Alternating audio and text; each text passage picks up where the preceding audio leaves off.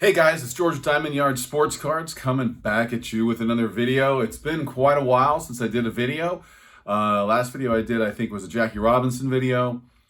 This one is a PSA kind of review, discussion of a small order, two small orders. I had 5 total cards in 2 5-card orders from their economy service for $50. And I'm going to go over that. Hope everybody's doing awesome. I am really looking forward to seeing everybody at the National. I'm excited. I've never been to a National before. I'm flying all the way across the country to go. It should be an awesome time. So looking forward to mingling, talking with people, hanging out, talking cards. It should be a great time. The market seems to be softening a little bit, so that's great for collectors like us. And anyway, so the reason I have this shirt on, this Beto shirt, is first of all, obviously love the Big Lebowski, but and Jeff Bridges, I think, has this in like 3 of the movies: Fisher King, Big Lebowski, and another one is kind of a little Easter egg.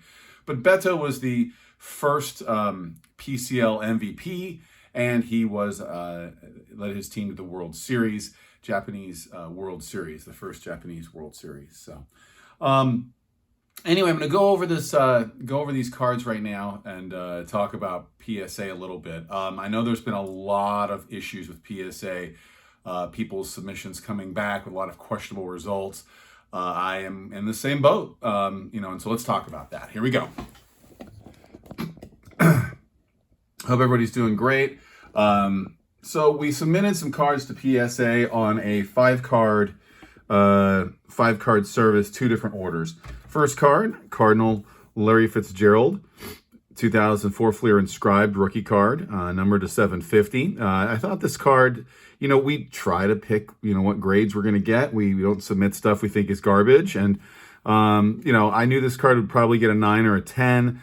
I figured it might not get a 10 because of the centering left to right. Right there, you see is a little fatter on the left side than the right, but a beautiful Larry Fitzgerald rookie, which, I was happy with. And then, this is the puzzling where the puzzling stuff begins. Good and bad in this order.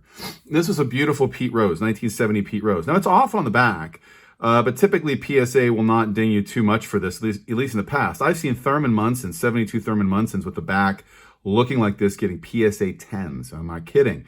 This back is beautiful. It's just off. I mean, the color is awesome. So I picked up this Pete Rose from a collector that I know at a show, and I thought, okay, this card on a bad day is a 7, on a good day is an 8. It's worth the investment, and it got a PSA 5. It's a nice, well-centered Pete Rose. So I couldn't figure out what was going on with this. I've looked at it in the light to see if there are any creases or wrinkles. I didn't see any. And I was just surprised that this got a 5. And it's the nicest 5 you're going to see, which is what a lot of people have been talking about. They're getting back cards. The Hank Aaron's they thought were going to be 6s and they're 4s. They're getting back Willie Mays they thought would be 7s and they're 4s or 5s. This Pete Rose, I thought this was a 7 all day long in my experience in grading during my entire career as a card collector from the time I was a kid. But anyway, so it got a 5. What are you going to do? So this is further puzzling. Last of the bad results, I guess.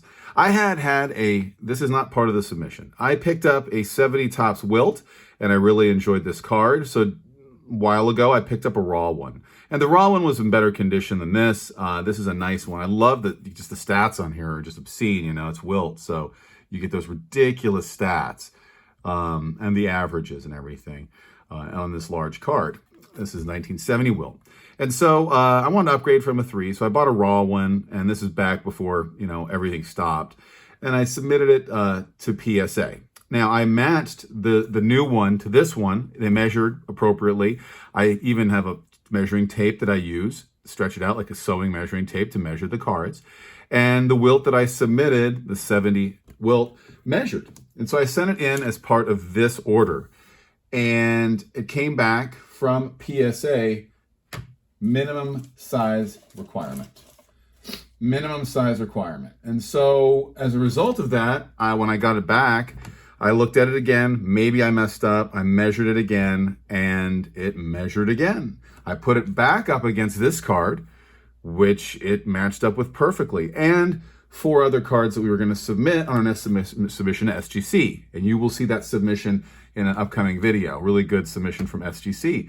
So I took the minimum size requirement, Wilt, and subbed it to SGC because it was not minimum size requirement. And I saw Paparazzi Talking Ball Cards had a slew of cards come back minimum size that he had measured. Some of them he knew were short, but most of them he had measured. It's so puzzling. And this comes back from SGC as a beautiful 7.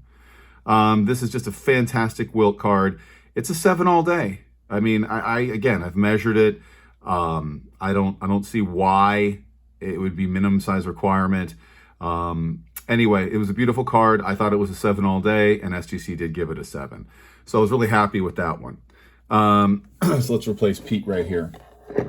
So you can see the inconsistencies. Positive results. This Rod Carew, second to last card. This Rod Carew wasn't perfect, but I picked it up in my LCS a while ago. Waited, sub it to PSA, figuring on a bad day to get a 2.5. On a good day, it would get a 3.5, and it got a 3. So I was happy with that. You can't, I mean, it's a high number, and you can't beat having a Rod Carew rookie. I don't know if I'm going to sell this or whatever, but I have another one from my childhood. But just really happy to get this Carew rookie, as you guys know. Such a huge Carew fan. 7 batting titles. Looking forward to doing Lou Rock TV's response video for his relic lineup, and you might see on my video Rod Carew in there. Last card, the reason I wore the Beto jersey. At my LCS, I randomly picked up this beautiful card. It was a 1934 Japanese American 34 postcard of Japanese American All-Stars. This card is a postcard that was issued from that tour. One of the many tours Babe Ruth took to Japan, and this one, Connie Mack took the All-Stars. And here we have Babe Ruth, Connie Mack, Jimmy Fox, Charlie Gehringer, Lou Gehrig, Lefty Gomez, Earl Averill, and Moe Berg, the famous spy. You know where Moe Berg was getting some intelligence because that's what he did. God knows how many languages that dude spoke. But anyway, so this Japanese-American postcard was raw, and picked it up at my local card shop. 110 bucks. No tax out the door. So I figured that was awesome. I was just hoping it would get an authentic, but it might get a grade. Hoping for a grade. And it got a PSA 2. And so I was really happy with this Japanese, American and Japanese postcards with the Babe on it. Let me see if I can focus here. You can see right here, Connie Mack. Right there. Babe Ruth. Above their signatures. Gehringer here. Gehrig is over here. All the Japanese All-Stars. And I believe this is at a stadium. You can see the stadium in the background with all the people. So this is just a beautiful postcard with a PSA 2, and I was super excited to add it to the collection.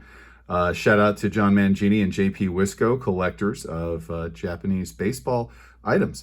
And of course, I showed John this when I got it, and he, of course, busted out his PSA 4 that he had, you know, probably in his phone, because he's got all his cards on his phone. Anyway, guys, thank you so much for watching. Take care and keep collecting.